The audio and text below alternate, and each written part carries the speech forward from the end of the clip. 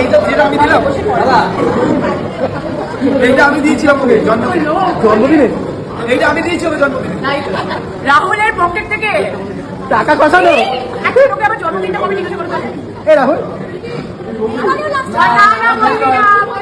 রাহুলের জন্মদিন কবে?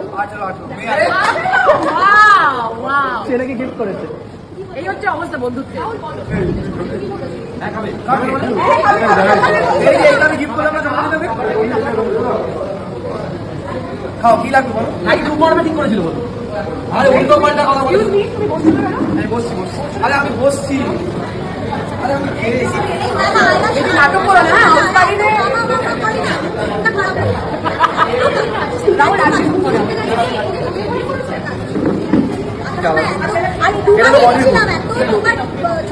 অর্পিতা এই টাকা দিয়ে আরো মুরগি পেয়ে এটা সবাই অন করো।